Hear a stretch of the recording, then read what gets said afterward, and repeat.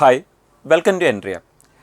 SSC CGL combined graduate level examination ഈ ഒരു എക്സാമിൻ്റെ നോട്ടിഫിക്കേഷൻ ഇപ്പോൾ വന്നിട്ടുണ്ട്. അപ്പോൾ ഈ ഒരു നോട്ടിഫിക്കേഷൻ്റെ വന്നതിന് ശേഷം നമുക്ക് അതിൻ്റെ അകത്ത് ഹ്യൂജ് വേക്കൻസിയാണ് വിളിച്ചിരിക്കുന്നതെന്ന് തന്നെ നമുക്ക് പറയാം. കഴിഞ്ഞ ഒരു 7-8 വർഷത്തിൻ്റെ ഇടയ്ക്കുള്ള ഏറ്റവും സെക്കൻഡ് ഹയസ്റ്റ് വേക്കൻസി എന്ന് പറയാൻ പറ്റും. ബിക്കോസ് ഇതിന് മുമ്പ് ഏറ്റവും കൂടുതൽ വേക്കൻസി വന്നത് 2022 ഇനി ഇതിൻ്റെ ഒരു പ്രിപ്പറേഷനിലായിരിക്കും എല്ലാവരും. അപ്പോൾ ഇതിൻ്റെ അകത്ത് ഒരുപാട് പോസ്റ്റുകളാണ് വരുന്നത്. ഏതെങ്കിലും ഒരു പോസ്റ്റിന് വേണ്ടിയല്ല നമ്മൾ പഠിക്കുന്നത്. ഇപ്പോൾ CSSL വരുമ്പോഴത്തെ സമയത്ത് നമ്മൾ പല ഡിപ്പാർട്ട്മെൻറ്റ് ആണെങ്കിലും 2 പോസ്റ്റിന് വേണ്ടിയാണ് പഠിക്കുന്നത്. അതേപോലെ തന്നെ നമ്മൾ പല എക്സാംസിനും ചില ഒരു പോസ്റ്റിന് വേണ്ടിയൊക്കെ ആയിരിക്കും ചില എക്സാമിൽ നമ്മൾ എഴുതുന്നത്. പക്ഷേ SSC CGL ഈ കമ്പൈൻഡ് ഗ്രാജുവേറ്റ് ലെവൽ ഏതൊരു ഗ്രാജുവേഷനുള്ള ഒരാൾക്കും എഴുതാൻ പറ്റുന്ന ഈ ഒരു എക്സാം, ആ ഒരു എക്സാമിൽ നമുക്ക് വിളിക്കുന്ന പോസ്റ്റുകളും മാത്രം പോസ്റ്റുകൾക്കാണ് വിളിക്കുന്നത്. ഓൾമോസ്റ്റ് 34 വേക്കൻസി പോസ്റ്റുകൾക്കാണ് നമുക്ക് ഈ വർഷം വിളിച്ചിരിക്കുന്നത്. ഓക്കെ, നമ്മൾ നേരത്തെ പറഞ്ഞ ആ ഒരു വേക്കൻസി 17,727 വേക്കൻസി എന്ന് പറയുന്നത് കറൻ്റ്ലി റിപ്പോർട്ട് ചെയ്തിരിക്കുന്ന ആ ഒരു വേക്കൻസി എന്ന് പറയുന്നത് 34 പോസ്റ്റുകളിലേക്കാണ് വിളിച്ചിരിക്കുന്നത്.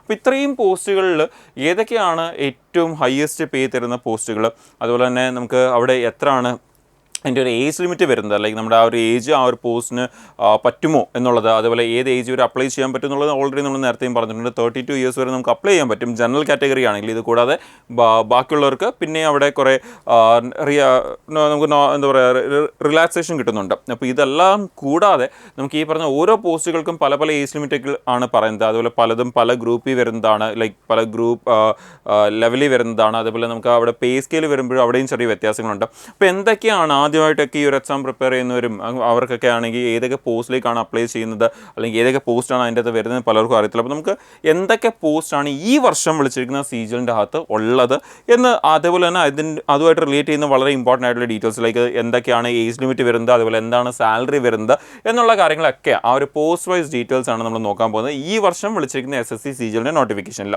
അപ്പോൾ നമുക്ക് ഡയറക്റ്റ്ലി അതിലേക്ക് പോകാം. സോ അതും തന്നെ നമുക്ക് ഏറ്റവും ടോപ്പ് ലെവൽ പോസ്റ്റുകളിലേക്ക് തന്നെ നമുക്ക് പോവാം. അപ്പോൾ ഒരു ജനറൽ ആംഗിളിൽ പറയുവാണെങ്കിൽ എന്തൊക്കെ പോസ്റ്റുകളാണ് ശരിക്കും നമ്മുടെ ഈ CGLൻ്റെ അണ്ടറിൽ വിളിക്കുന്നതെന്ന് പറഞ്ഞു കഴിഞ്ഞാൽ നമുക്ക് ഏകദേശം ഈ ഒരു പോസ്റ്റുകളൊക്കെയാണ് നമ്മുടെ CGLൻ്റെ അണ്ടറിൽ വിളിക്കുന്നത്. ഒരു ജനറൽ ആംഗിളിൽ പറയണം എന്നുണ്ടെങ്കിൽ ഇപ്പോൾ നമ്മൾ സാധാരണ നമ്മുടെ CSSL ഒക്കെ വരുന്ന സമയത്ത് നമ്മൾ പറയാറുണ്ട് അല്ലേ, ഡാറ്റ എൻട്രി ഓപ്പറേറ്ററും അതുപോലെ തന്നെ നമ്മുടെ ആ ഒരു ക്ലർക്ക് എന്നൊരു ആംഗിളിൽ ഉള്ള പോസ്റ്റാണ് വിളിക്കുന്നതൊക്കെ പറയുന്ന പോലെ ഇവിടെ വരുമ്പോഴത്തെ ഒരു ജനറൽ ആംഗിളിൽ പറയണമെങ്കിൽ നമുക്ക് എന്തൊക്കെ പോസ്റ്റാണ് ഉള്ളതെന്ന് ചോദിച്ചു കഴിഞ്ഞാൽ ഇതൊക്കെയാണ് നമുക്ക് ജനറലി വരുന്ന പോസ്റ്റ് എന്ന് പറയുന്നത്. ഒന്ന് അസിസ്റ്റൻറ്റ് സെക്ഷൻ ഓഫീസർ വരുന്നുണ്ട് കുറേ ഡിപ്പാർട്ട്മെൻറ്റ്സിൽ, അതുപോലെ തന്നെ ഇൻസ്പെക്ടർ റാങ്ക് വരുന്നുണ്ട് പല ഡിപ്പാർട്ട്മെൻറ്റ്സിൽ, അതുപോലെ തന്നെ സബ് ഇൻസ്പെക്ടർ റാങ്ക് വരുന്നുണ്ട്, പിന്നെ അസിസ്റ്റൻറ്റ് വരുന്നുണ്ട്, പല രീതിയിലുള്ള assistant like research assistant, executive assistant, tax assistant, അങ്ങനെ പല അസിസ്റ്റൻറ്റ് പോസ്റ്റുകളാണ് നമുക്ക് അവിടെ വരുന്നത്. പിന്നെ അതുപോലെ തന്നെ സീനിയർ അല്ലെങ്കിൽ അപ്പർ ക്ലർക്ക് പോസ്റ്റുകൾ വരുന്നുണ്ട്, അതുപോലെ അക്കൗണ്ട്സിൻ്റെ പോസ്റ്റ് വരുന്നുണ്ട്, അക്കൗണ്ടൻറ്റിൻ്റെ പോസ്റ്റ് വരുന്നുണ്ട്, അതുപോലെ ജൂനിയർ ഓഫീസർ ലൈക്ക് എൻഫോഴ്സ്മെൻറ്റ് ഓഫീസറും അങ്ങനെ പല ജൂനിയർ ഓഫീസേഴ്സിൻ്റെ പോസ്റ്റ് വരുന്നുണ്ട്, അതുപോലെ തന്നെ നമ്മുടെ ഓഡിറ്ററുടെ പോസ്റ്റ് വരുന്നുണ്ട്. ഇതൊക്കെയാണ് ജനറലി നമുക്ക് CGL എന്തൊക്കെ വേക്കൻസീസ് ആണുള്ളത് അല്ലെങ്കിൽ എന്തൊക്കെ പോസ്റ്റാണ് ഉള്ളതെന്ന് ചോദിച്ചു കഴിഞ്ഞാൽ പല ഡിപ്പാർട്ട്മെൻറ്റ്സിലേക്ക് ഈ പോസ്റ്റുകളൊക്കെയാണ് ഉള്ളത്. ഇനി ഏതൊക്കെയാണ് അത് എന്നുള്ളത് നമുക്ക് വളരെ ഡീറ്റെയിൽ ആയിട്ട് നോക്കാം. സോ അത് തന്നെ ഏറ്റവും ഹയസ്റ്റ് പേ തരുന്നതും നമ്മുടെ ഇതിൻ്റെ അകത്ത് വിളിക്കുന്നതിൽ ഏറ്റവും ടോപ്പ് ലെവൽ പോസ്റ്റുകളെ കുറിച്ച് പറയുവാണെങ്കിൽ ലൈക്ക് ഏറ്റവും കൂടുതൽ പേ ഉള്ളതും അങ്ങനെയൊക്കെയുള്ള ഒരു കാറ്റഗറിയെ കുറിച്ച് പറയുകയാണെങ്കിൽ ഇതാണ് നിങ്ങൾ കാണുന്ന ആ ഒരു പോസ്റ്റിൽ നിങ്ങൾ കാണാൻ പറ്റിയ എല്ലാം അസിസ്റ്റൻറ്റ് സെക്ഷൻ ഓഫീസറാണ്. അസിസ്റ്റൻറ്റ് സെക്ഷൻ ഓഫീസർ ഇവിടെ വരുമ്പോൾ മാത്രം നമുക്ക് അവിടെ ഇവിടെയെല്ലാം നമുക്ക് അസിസ്റ്റൻറ്റ് സെക്ഷൻ ഓഫീസറാണ് കൊടുത്തിരിക്കുന്നത്. ഏതൊക്കെ ഡിപ്പാർട്ട്മെൻറ്റ്സിലേക്കാണ് വിളിച്ചിരിക്കുന്നതെന്ന് നമുക്ക് ഇവിടെ നോക്കാം. സെൻട്രൽ സെക്രട്ടേറിയറ്റ് സർവീസ്, അതുപോലെ IB വിളിച്ചിട്ടുണ്ട്, ഇൻ്റലിജൻസ് ബ്യൂറോ, അതുപോലെ ministry of railways, ministry of external affairs, air force HQ, അതുപോലെ തന്നെ ministry of electronics and information technology, അതുപോലെ അതർ മിനിസ്ട്രീസ് ആൻഡ് ഡിപ്പാർട്ട്മെൻറ്റ്സ് ജനറലായിട്ട്.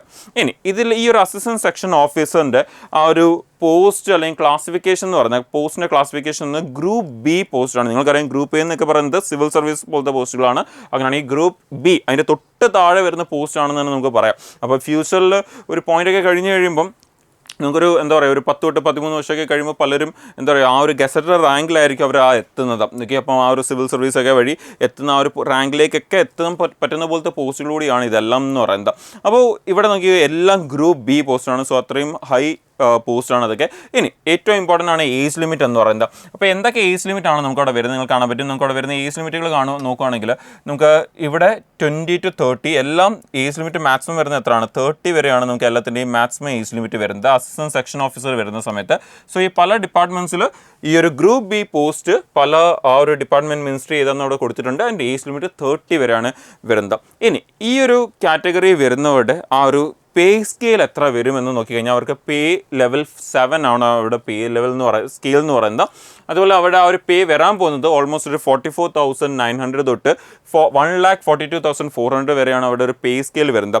എന്ന് പറഞ്ഞാൽ സ്റ്റാർട്ടിങ് സാലറി എന്ന് പറയുന്നത് ഈ ഒരു എമൗണ്ട് പ്ലസ് അതിൻ്റെ കൂടെ നമ്മുടെ ബാക്കി ഡി എയും അങ്ങനെയുള്ള കുറേ കാര്യങ്ങൾ. ഓക്കെ, എന്ന് പറഞ്ഞാൽ ഈ ഒരു എമൗണ്ട് ഇടയ്ക്ക് വരുമെന്ന് തന്നെ നമുക്ക് പറയാം. ഇപ്പോൾ ഒരു എക്സാമ്പിൾ പറയുകയാണെങ്കിൽ നമുക്ക് 44,900 അതിൻ്റെ കൂടെ ഒരു 50% ഡി എ കൂടി ആഡ് ചെയ്യുമ്പോൾ തന്നെ നമുക്ക് ഓൾമോസ്റ്റ് ഒരു 22,000 കൂടെ ചേരും. ഏകദേശം നമുക്ക് ആ ഒരു എമൗണ്ട് എന്ന് പറയുന്നത് 22,000 എന്ന് പറയുമ്പോൾ തന്നെ നമുക്കത് ഒരു 68,000 അടുപ്പിച്ച് വരുന്നുണ്ട് ഡി എ മാത്രം ആഡ് ചെയ്യുമ്പോൾ. ഇതുകൂടാതാണ് ബാക്കിയുള്ള പിന്നെ നമുക്ക് വേറെയും ഒരുപാട് അലവൻസുകൾ വരുന്നതും അതുകൂടി ആഡ് ചെയ്യുന്നതും. അപ്പോൾ ആ ഒരു എമൗണ്ട് എല്ലാം കൂടി ആഡ് ചെയ്ത് കഴിയുമ്പോൾ ഏകദേശം ഒരു 70,000 to 80,000 ഇടയ്ക്കായിരിക്കും ഇവരുടെ ഒരു പേ സ്കെയിൽ അല്ലെങ്കിൽ ആ ഒരു എമൗണ്ട് ഇവർക്ക് ക്രെഡിറ്റ് ആവുന്നത്. അപ്പോൾ നേരത്തെ പറഞ്ഞാൽ ഇതിൻ്റെ ഇടയ്ക്കുള്ള ഒരു പേ സ്കെയിൽ. പിന്നെ നമ്മുടെ ആ ഒരു പ്രൊമോഷൻസും ബാക്കിയുള്ള ഇതിനനുസരിച്ച് നമുക്ക് ടൈം പോകും തോറും നമ്മുടെ ഈ ഒരു പേ സ്കെയിലും എന്ത് ചെയ്തുകൊണ്ടേയിരിക്കും കൂടി ആയിരിക്കും വരുന്നത്. അപ്പോൾ നമ്മുടെ CGL ഈ വർഷം വിളിച്ചിരിക്കുന്നതിൽ ഏറ്റവും നല്ല പേ സ്കെയിലുള്ള പോസ്റ്റുകൾ പല മിനിസ്ട്രീസിലുള്ള ആ ഒരു ഇതാണ് നിങ്ങൾ കാണുന്നത്. എല്ലാത്തിൻ്റെ ഏജ് ലിമിറ്റ് എവിടെ വരെയാണ് വരുന്നത്? 30 വരെയാണ് വരുന്നത്. ഇനി റിമൈനിങ് പോസ്റ്റ് ഇതിൽ തന്നെ നമുക്ക് വരുന്ന ഇനിയും കുറച്ച് പോസ്റ്റുകൾ കൂടി ഉണ്ട്. സെയിം കാറ്റഗറി തന്നെ ലെവൽ 7 തന്നെ വരുന്ന വേറെ കുറേ പോസ്റ്റുകൾ കൂടി ഉണ്ട്. അതിലേക്ക് പോവുകയാണെങ്കിൽ പലരുടെയും ഒരു ഡ്രീമായിട്ടൊക്കെ ഉള്ള പോസ്റ്റുകളാണ് ഇതിൻ്റെ അകത്ത് വരുന്നതെന്ന് നമുക്ക് പറയാം. ഇനി നേരത്തെ കണ്ടതിനേക്കാളും ഒരുപാട് പേർക്ക് എന്താ പറയുക ഭയങ്കര അട്രാക്റ്റീവായിട്ട് ഈവൻ പലരും പ്രിപ്പയർ ചെയ്യുന്ന ഈ പോസ്റ്റുകൾക്ക് വേണ്ടിയാണ്, പലരുടെയും ഡ്രീം കൂടിയാണ് ഈ പോസ്റ്റുകൾ എന്ന് പറയുന്നത്. Income tax inspector in income tax, അതുപോലെ നമ്മുടെ സെൻട്രൽ ബോർഡ് ഓഫ് ഡയറക്റ്റ് ടാക്സസിലേക്ക് നമുക്കത് അതൊരു ഗ്രൂപ്പ് C പോസ്റ്റാണ്. നമുക്ക് ഏജ് ലിമിറ്റ് വരുന്നത് എവിടെ വരെയാണ്? 30 വരെയാണ് ഏജ് ലിമിറ്റ് വരുന്നത്. അടുത്തത് സെൻട്രൽ എക്സൈസിൽ ഇൻസ്പെക്ടർ, നമ്മുടെ central board of indirect taxes and കസ്റ്റംസിൻ്റെ അണ്ടറിലാണ് അത് വരുന്നത്. അപ്പോൾ 3 പോസ്റ്റുകളാണ് നമുക്ക് അതിൻ്റെ അണ്ടറിൽ വരുന്നത്. നമ്മൾ ഓൾറെഡി ഈ പോസ്റ്റുകളെ കുറിച്ചൊക്കെ ഡീറ്റെയിൽഡ് വീഡിയോസ് നമ്മൾ ചാനലിൽ ചെയ്തിട്ടുണ്ട്. ഓരോ പോസ്റ്റ് എടുത്ത് നമ്മൾ ഡീറ്റെയിൽഡ് ആയിട്ട് നമ്മൾ നമ്മുടെ ചാനലിൽ ഡിസ്കസ് ചെയ്തിട്ടുണ്ട്. നിങ്ങൾ ആ വീഡിയോ കണ്ടില്ലെങ്കിൽ നിങ്ങൾ ചാനലിൽ തന്നെ ആ വീഡിയോ സെർച്ച് ചെയ്ത് കാണാവുന്നതാണ്. അപ്പോൾ സെൻട്രൽ എക്സൈസിൽ ഇൻസ്പെക്ടർ, പ്രിവെൻറ്റീവ് ഓഫീസർ, ഒരുപാട് പേരുടെ ഡ്രീമാണ് പ്രിവെൻറ്റീവ് ഓഫീസർ എന്ന് പറഞ്ഞ ഒരു പോസ്റ്റ്. അതുപോലെ ഇൻസ്പെക്ടർ എക്സാമിനർ എന്നുള്ള പോസ്റ്റ് നമ്മുടെ central board of indirect taxes and കസ്റ്റംസിലാണ് ഇത് വരുന്നത്. ഡിപ്പാർട്ട്മെൻറ്റ് അതാണ്. ഈ 3 എണ്ണവും നമ്മുടെ ഗ്രൂപ്പ് B പോസ്റ്റാണ്. ഏജ് ലിമിറ്റ് അഗെയിൻ വരുന്നത് എവിടെ വരെയാണ്? 30 വരെയാണ് വരുന്നത്.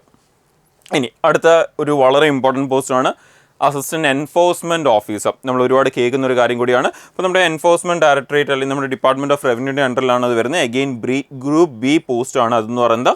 ആൻഡ് നമുക്ക് 30 years ആണ് അവിടെയും വരുന്ന ഏജ് ലിമിറ്റ് എന്ന് പറയുന്നത്. ഇനി പിന്നെയും താഴേക്ക് പോകുമ്പോൾ നമുക്ക് അടുത്ത സബ് ഇൻസ്പെക്ടർ എവിടെ? CBI. ഒരുപാട് പേരുടെ ഡ്രീമാണ് ഈ ഒരു പോസ്റ്റ് എന്ന് പറഞ്ഞാൽ നമ്മുടെ CBIയിൽ സബ് ഇൻസ്പെക്ടർ എന്ന് പറയുന്നത്. എഗെയിൻ നമ്മുടെ ഗ്രൂപ്പ് B പോസ്റ്റാണ്. ഏജ് ലിമിറ്റ് വരുന്നത് 30 വരെയാണ് വരുന്നത്. പിന്നെ ഇൻസ്പെക്ടർ പോസ്റ്റ് നമ്മുടെ department of post ministry of കമ്മ്യൂണിക്കേഷനിൽ എഗെയിൻ ഗ്രൂപ്പ് B പോസ്റ്റ് തന്നെ. ആൻഡ് ഏജ് ലിമിറ്റ് വരുന്നത് 30 വരെയാണ് നമുക്ക് ഏജ് ലിമിറ്റ് വരുന്നത്. ആൻഡ് ഫൈനലി നമ്മുടെ എഗെയിൻ ഇൻസ്പെക്ടർ പോസ്റ്റാണ് നമ്മുടെ central bureau of narcotics. Okay, നമ്മുടെ നാർക്കോട്ടിക്സ് കൺട്രോൾ ബ്യൂറോ എന്ന് നമുക്ക് വേണമെങ്കിൽ പറയാം. ഓക്കെ, നമ്മുടെ മിനിസ്ട്രി ഓഫ് ഫിനാൻസ്. അപ്പോൾ നമുക്കവിടെ വരുന്നത് നമുക്ക് ഗ്രൂപ്പ് B പോസ്റ്റാണ്. 30 years വരെയാണ് അവിടെയും നമുക്കത് വരുന്നത്. അപ്പോൾ ഇത്രയും പോസ്റ്റുകളാണ് നമ്മുടെ ഈ ഒരു ലെവൽ പേ ലെവൽ 7 അണ്ടറിൽ വരുന്നത്. അപ്പോൾ അതിൻ്റെ ഒരു പേ സ്കെയിൽ നമ്മൾ ഓൾറെഡി ഡിസ്കസ് ചെയ്തു. ഇനി അടുത്തതിലേക്ക് നമ്മൾ പോവുകയാണെങ്കിൽ അടുത്ത വരുന്നൊരു ലെവൽ പേ ലെവൽ 6 ആണ്. നിങ്ങൾക്ക് അവിടെ വരുന്നൊരു സാലറി പാക്കേജ് നിങ്ങൾക്ക് കാണാൻ പറ്റും. 35,400 to 1,12,400 ആണ്.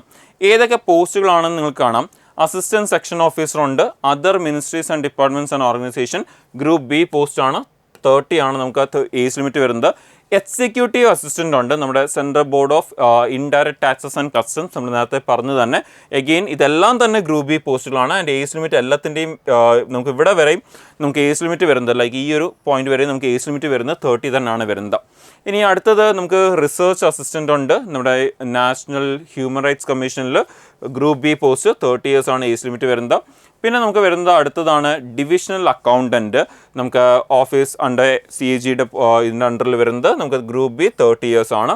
അടുത്ത സബ് ഇൻസ്പെക്ടർ എഗെയിൻ ഒരുപാട് പേരുടെ ഒരു ഇമ്പോർട്ടൻസ് കൊടുക്കുന്ന ഒരു പോസ്റ്റാണ് ഇത്. NIA നമ്മുടെ നാഷണൽ ഇൻവെസ്റ്റിഗേഷൻ ഏജൻസിയിൽ സബ് ഇൻസ്പെക്ടറുടെ പോസ്റ്റ് 30 years വരെ ഉണ്ട് ഏജ് ലിമിറ്റ്. നമ്മുടെ ഗ്രൂപ്പ് B പോസ്റ്റാണ്. എഗെയിൻ സബ് ഇൻസ്പെക്ടർ അല്ലെങ്കിൽ junior intelligence officer definitely IB ആണ്. ഓക്കെ, നമ്മുടെ MHAൻ്റെ അണ്ടറിലാണ് അത് വരുന്നത്. ഗ്രൂപ്പ് B ആണ്. 30 years വരെയാണ് നമുക്ക് ഏജ് വരുന്നത്. നാർക്കോട്ടിക്സ് കൺട്രോൾ ബ്യൂറോ ആണ് അതിൻ്റെ അണ്ടറിലാണ് നമുക്ക് വരുന്നത്. MHAൻ്റെ അണ്ടറിലാണ് അത് വരുന്നത്. ഇനി അടുത്ത നമുക്ക് ജൂനിയർ സ്റ്റാറ്റിസ്റ്റിക്കൽ ഓഫീസർ ഉണ്ട്, ministry of statistics and programme implementation, group B പോസ്റ്റാണ്, 32 ഇയേഴ്സ്. നമുക്ക് 32 വയസ്സ് വരെ വരുന്ന ഒരു പോസ്റ്റ് ഏതാ എന്ന് ചോദിച്ചു കഴിഞ്ഞാൽ അത് നമ്മുടെ ജൂനിയർ സ്റ്റാറ്റിസ്റ്റിക്കൽ ഓഫീസർ JSO. നമ്മൾ ഓൾറെഡി നേരത്തെ അത് വളരെ ഡീറ്റെയിൽ ആയിട്ട് ഡിസ്കസ് ചെയ്തിട്ടുണ്ട് നമ്മുടെ ചാനലിൽ ആ ഒരു പോസ്റ്റിനെ കുറിച്ച്. അപ്പോൾ 32 ഇയേഴ്സ് വരെയാണ് അത് വരുന്നത്. 32 ഇയേഴ്സ് വരെയാണ് നമുക്ക് ആ ഒരു പോസ്റ്റ് വരുന്നത്.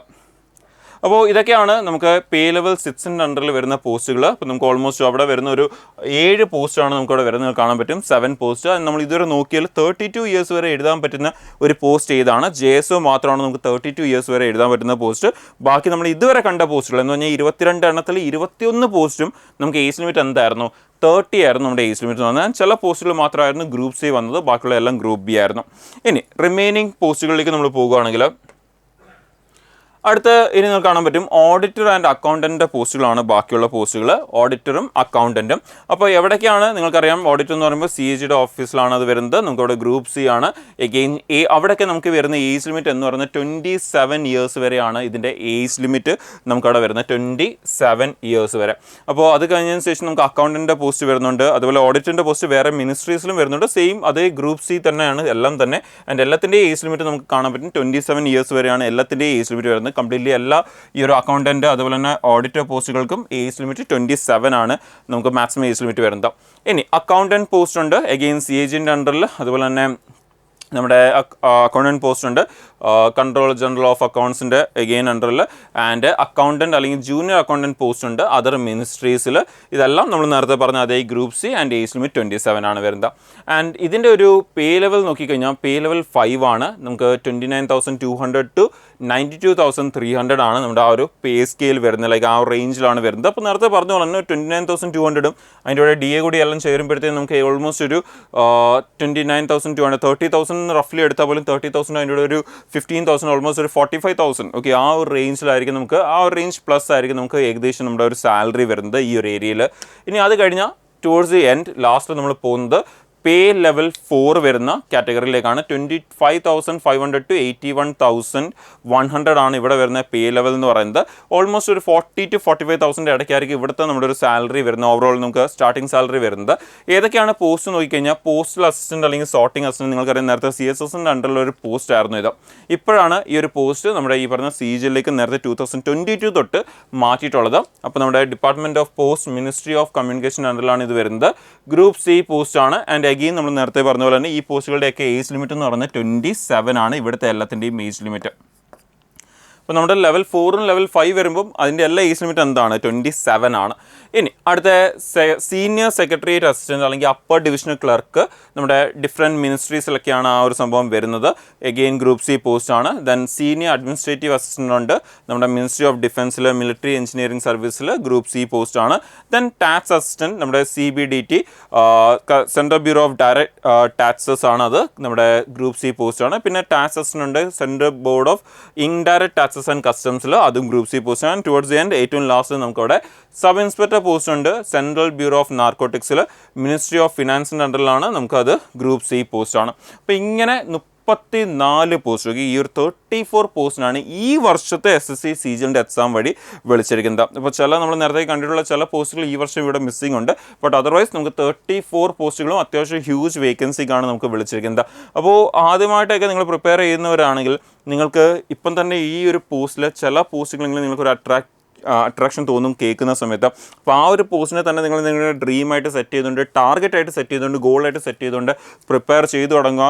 ആ ഒരു പോസ്റ്റ് കിട്ടുന്നവരെയും ഒരുപാട് പേര് എക്സാംസ് എഴുതിക്കൊണ്ടിരിക്കുന്നവരുണ്ട്. അപ്പോൾ ഈ ഒരു വർഷം ഒരുപാട് വേക്കൻസി ഉണ്ടായതുകൊണ്ട് തന്നെ നിങ്ങൾക്ക് കിട്ടാൻ കുറച്ചുകൂടി എളുപ്പമായിരിക്കും. സോ ഈ ഒരു വർഷം തന്നെ ആ ഒരു പോസ്റ്റിലേക്ക് എത്തിച്ചേരാൻ വേണ്ടി നിങ്ങൾക്ക് ഇടാൻ പറ്റുന്നതിൻ്റെ മാക്സിമം എഫോർട്സ് ഇടാൻ ട്രൈ ചെയ്യുക. ഉറപ്പായിട്ട് നിങ്ങൾക്ക് ആ ഒരു പോസ്റ്റ് വരെ എത്തിച്ചേരാൻ പറ്റട്ടെ എന്ന് വിഷ് ചെയ്യുന്നു.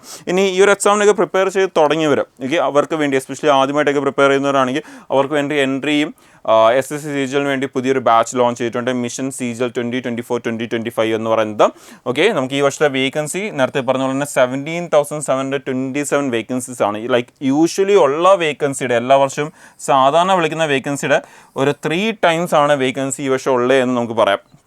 അപ്പം നിങ്ങൾക്ക് അതിൻ്റെ ഒരു പേ സ്കെയിൽ നിങ്ങളിപ്പം കണ്ടു. എല്ലാ സാലറീസും വരുന്നത് ഓൾമോസ്റ്റ് ഒരു 40,000 to സ്റ്റാർട്ടിംഗ് സാലറി വരുന്നത് ഓൾമോസ്റ്റ് ഒരു 40,000 നമുക്കൊരു ഇപ്പോഴത്തെ ഒരു ആംഗിൾ പറയുകയാണെങ്കിൽ 85,000 എന്ന് പറയാം. നിങ്ങൾക്ക് തൽക്കാലം 80 എന്ന് എഴുതാം. ഓക്കെ, അപ്പോൾ 40,000 80,000 ആണ് സ്റ്റാർട്ടിംഗ് സാലറി വരുന്നത്. ഓക്കെ, നമുക്ക് തുടക്കത്തിൽ തന്നെ വരുന്ന സാലറി അതാണ്. ആൻഡ് എലിജിബിലിറ്റി എന്താണ്? ജസ്റ്റ് എന്തെങ്കിലും ഒരു ഗ്രാജുവേഷൻ മതി. ഓക്കെ, ഏതൊരു ഗ്രാജുവേറ്റിനും എഴുതാൻ പറ്റുന്ന ഒരു പോസ്റ്റാണ്. ഇനി ഈ ബാച്ചിലേക്ക് വരുമ്പോൾ ഈ ബാച്ചിൻ്റെ അകത്ത് നമുക്ക് ലൈവ് ക്ലാസ്സസ് ഒക്കെ ഉണ്ട്, അതുപോലെ തന്നെ റെക്കോർഡ് ക്ലാസ്സസ് ഉണ്ട്, നമുക്കൊരു സ്റ്റഡി പ്ലാൻ ഉണ്ട്. അപ്പോൾ സ്റ്റഡി പ്ലാൻ ബേസ് ചെയ്തായിരിക്കും നിങ്ങളുടെ ക്ലാസ്സസ് വരുന്നത്. അപ്പോൾ നിങ്ങളുടെ ഇന്നത്തെ ഒരു സ്റ്റഡി പ്ലാൻ ഏതൊക്കെ ക്ലാസ്സസ് ആണോ പറയുന്നത് അതായിരിക്കും നിങ്ങൾക്ക് അന്നത്തെ ദിവസം ആപ്പിൽ അപ്ലോഡ് ആവുന്നത്.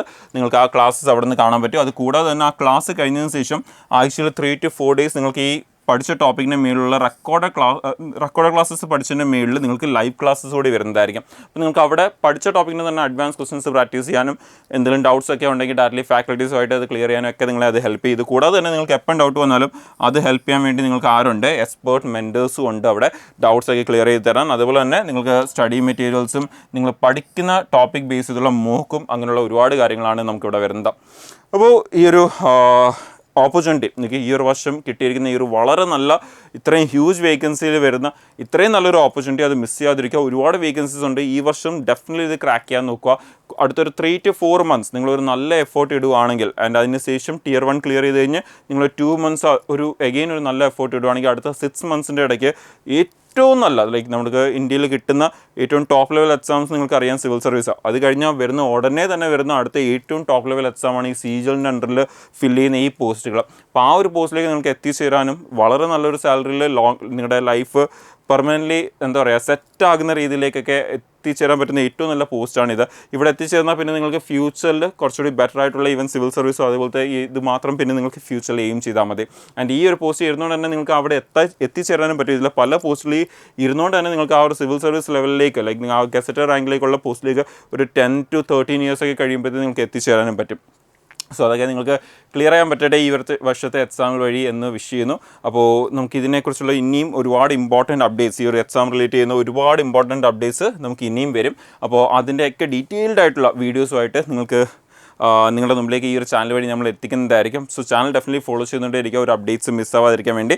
നിങ്ങൾക്ക് ഈ ബാച്ചസിനെ കുറിച്ച് കൂടുതൽ ഡീറ്റെയിൽസ് അറിയണമെങ്കിൽ അതുപോലെ തന്നെ ഓഫർ പ്രൈസിൽ ഈ ബാച്ചിലേക്കൊക്കെ ജോയിൻ ചെയ്യണമെങ്കിൽ അക്കാഡമിക് കൗൺസിലേഴ്സുമായിട്ട് നിങ്ങൾക്ക് ഡിസ്കസ് ചെയ്യണമെങ്കിൽ ഓക്കെ നിങ്ങൾക്ക് ഈ ഒരു നമ്പർ കോൺടാക്ട് ചെയ്താൽ മതി. ഈ ഒരു നമ്പറിൽ കോൺടാക്ട് ചെയ്യുന്നത് നിങ്ങൾക്ക് അതിനെക്കുറിച്ച് കൂടുതൽ അറിയാനും ഡിസ്കസ് ചെയ്യാനും ബാച്ചിലേക്ക് ജോയിൻ ചെയ്യാനും ഒക്കെ തന്നെ നിങ്ങൾക്ക് ഈ ഒരു നമ്പറിൽ കോൺടാക്ട് ചെയ്താൽ മതി. അപ്പോൾ നമുക്ക് വരുന്ന സെഷൻസിൽ കൂടുതൽ ഇതിൻ്റെ സീജലിൻ്റെ എക്സാംസിനെ അതുപോലെ തന്നെ MTSും വിളിച്ചിട്ടുണ്ട്. അതിൻ്റെയും പിന്നെ വരാതിരിക്കുന്ന ബാക്കിയുള്ള എക്സാംസിലൊക്കെ തന്നെ ഇമ്പോർട്ടൻറ്റ് അപ്ഡേറ്റ്സുമായിട്ട് നമുക്ക് വീണ്ടും ഇവിടെ മീറ്റ് ചെയ്യാം. Thank you.